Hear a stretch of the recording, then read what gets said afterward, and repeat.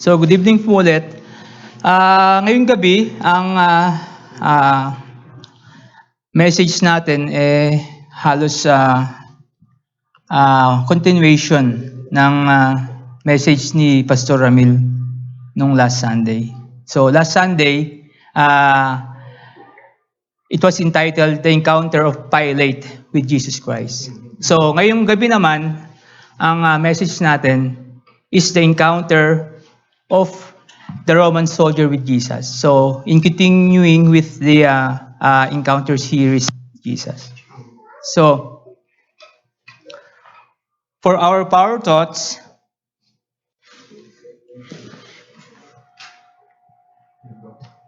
Jesus is the Son of God. Amen. Jesus is the Son of God.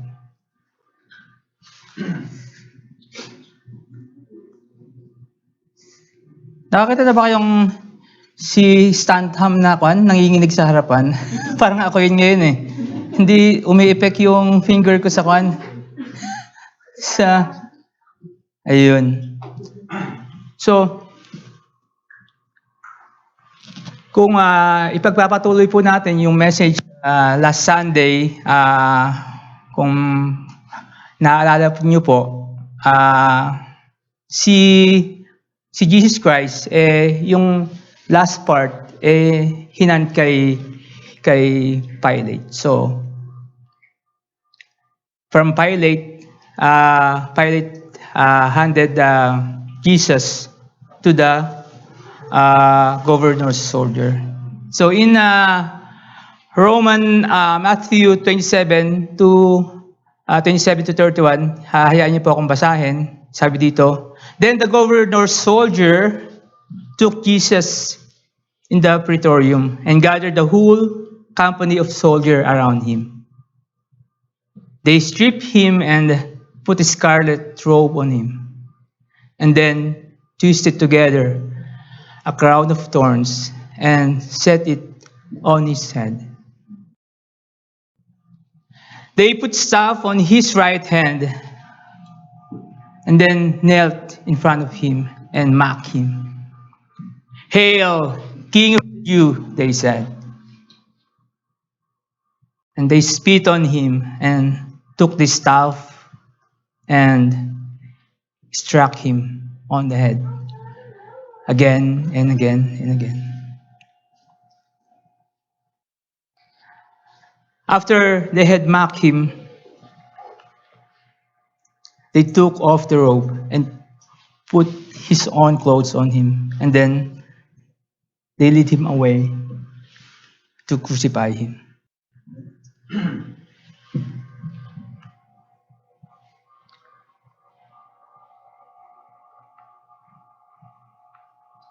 So,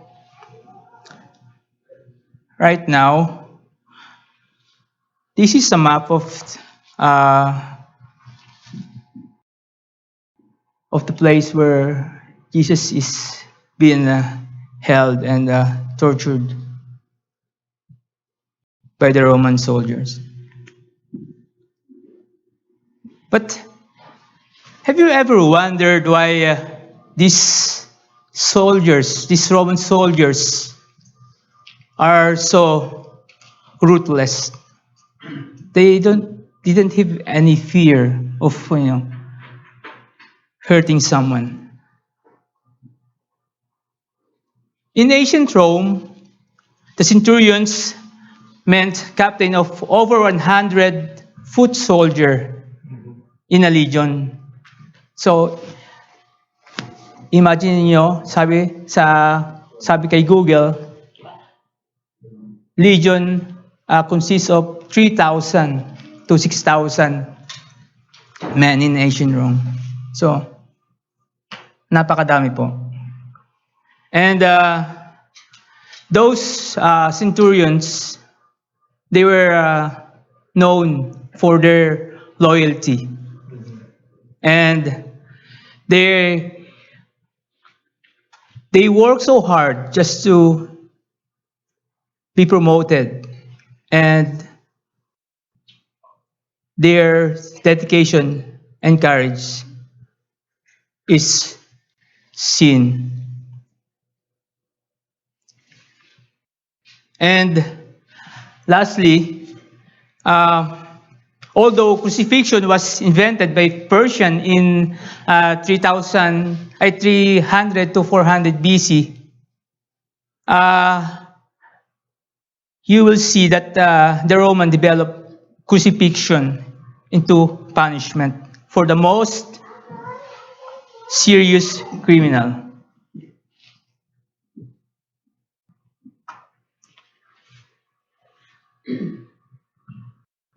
Nakita niyo po ba yung mga itsura ng mga Romans dati? Halos katulad din ng picture na yung Romans na makita niyo sa picture. So, in those times, those centurions is the one who is leading the soldiers. So, in that time, there are three types of soldiers. Gusto ko lang pong example sa inyo. So, one is the Praetorians, who is guarding the Caesar, who is guarding Caesar. Second is the Legionaries. Ito po yung mga soldier na nagdala kay Jesus Christ papunta sa cross. So, as we talk of centurions, have you ever see a person just like centurion in your life? Nakakita na po ba tayo ng centurion? Ito po yung picture ng centurion ng unang panahon. So, siguro yung mga panahon na yon, pag nakakita kayo ng centurions, tipong isang tingin mo lang, parang sobrang astig, na parang mga PMAers. Di ba sa Pilipinas, mga PMAers, tagang hindi sila gumagalaw at parang mukhang bato yung katawan. And kahit na makipagbakbakan sa giyera, yung tipong hindi aatras sa laban. Di ba? And parang ganito yung centurions. And they were so loyal na parang lahat ng orders ay gagawin para sa boss niya.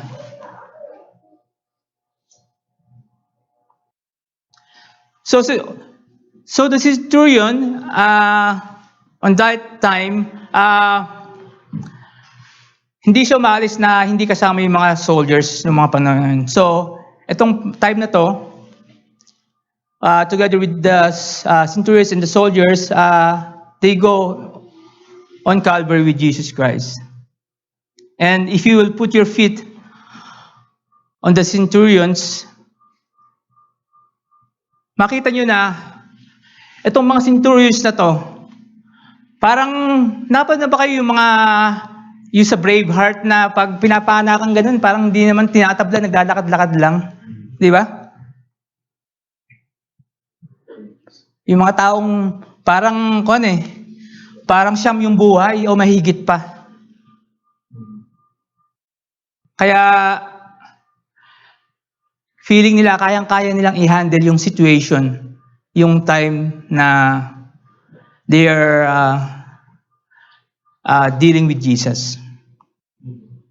But, on contrary, while ito yung iniisip ng centurion,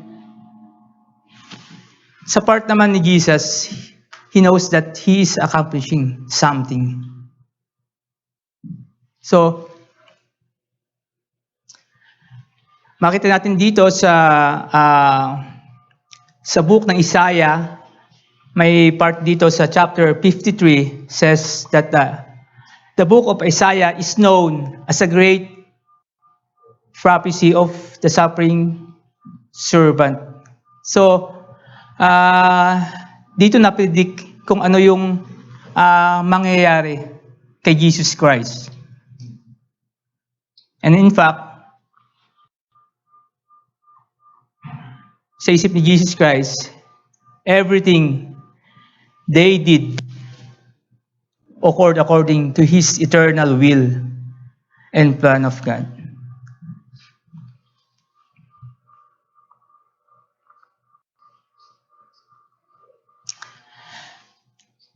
But I was just wondering, but ganun na lang ka kasama yung tingin nila kay Jesus. 'Di ba yung mga when Jesus started with his ministry and as we study those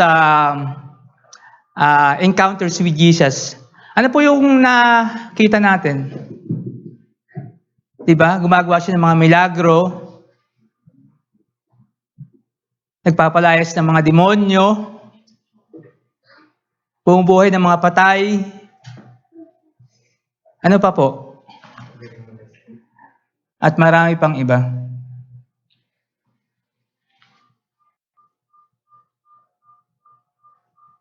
So,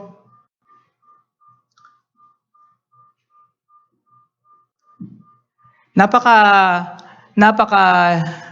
hirap na yung panahon na yon,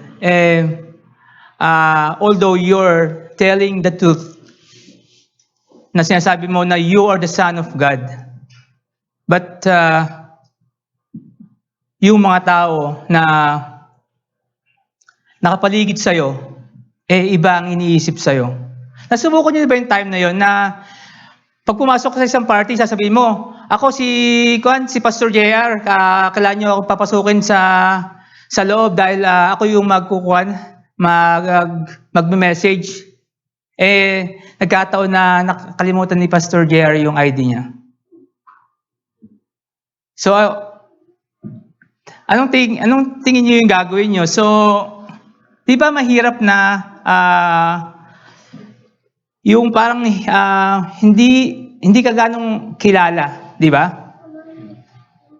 So ito yung nangyari. Because of that, Jesus went to the cross on Calvary. So,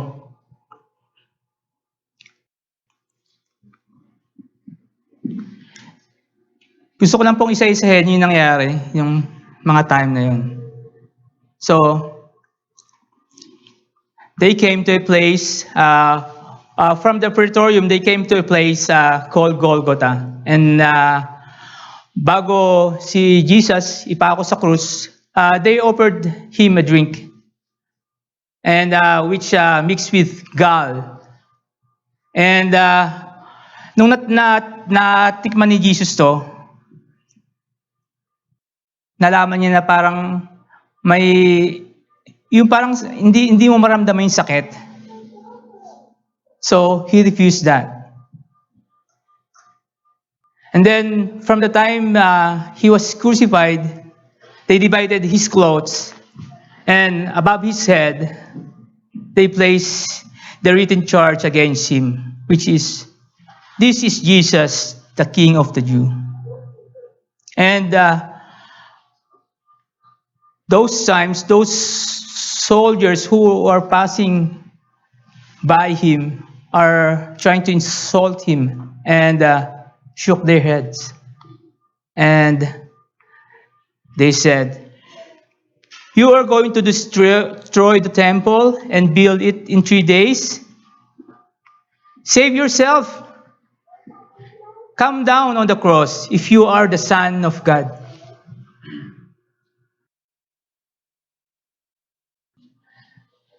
Sabi sa mga nabasa ko, pag ikaw daw ay nasa krus, yun daw ang pinakamahirap na kalagayan ng isang kriminal. Kasi nakapako sa krus, and then yung gravity pushing you down, and then you're, as in parang nasosuffocate, as in hirap na hirap huminga. So, ang kailangan mong gawin on that time para mabuhay pa, you need to push your feet up so that you can take a breath. So, imagine yung time na yon na nakita ng centurion with his eyes. Piruin mo yung mga teachers of the law, mga Sanhedrin, siya pa yung mga tao na nagpa-crucify kay Jesus. 'Di ba? Kumbaga, sila yung mga taong malaki yung knowledge about Jesus Christ. Kasi pinag-aralan na yun eh.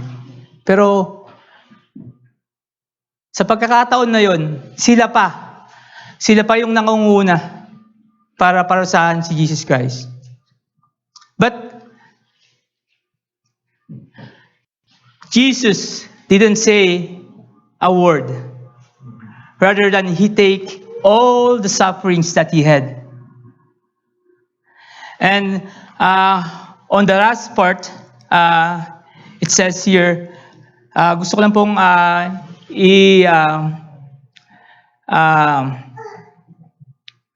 ikwento din sa inyo yung pinaka-last part kasi maikli lang din po yung message natin. Sabi dito sa Matthew 45 hanggang 54 to 55, it says here, from the 6th hour until the 9th hour, darkness came over all the land.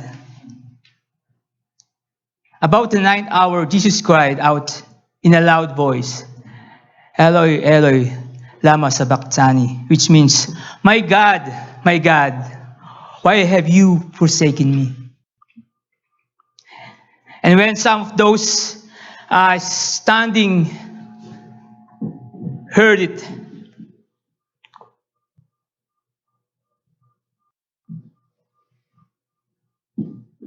and they said, he's calling for Elijah.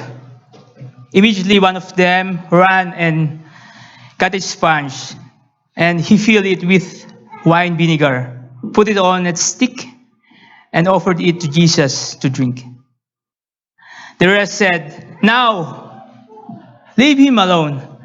Let's see if Elijah comes to save him. And when Jesus had cried out in a loud voice, he gave up his heart. And at that moment, the curtain of the temple was torn into two from top to bottom. And the earth shook, and the rock split, and the tombs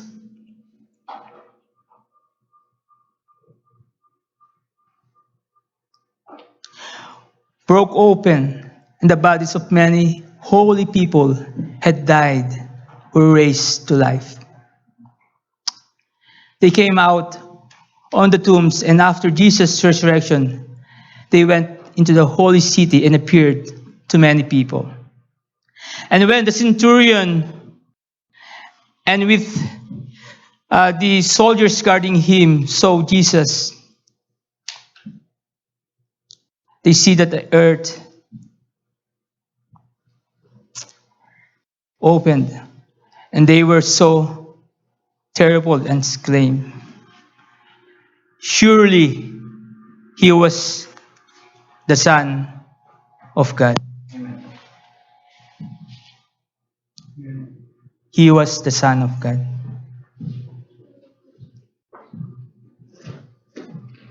He was the Son of God.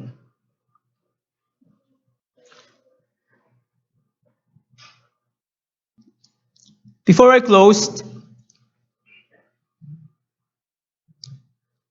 I want to ask you a personal question. Do you really believe that Jesus is the Son of God? If not, knowing that He died for you and for all your sins, knowing that He loves you and searches for you, knowing that His blood was shed for you and for all the people around you.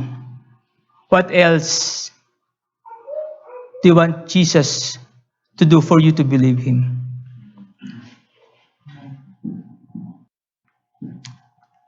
And for our for our conclusion,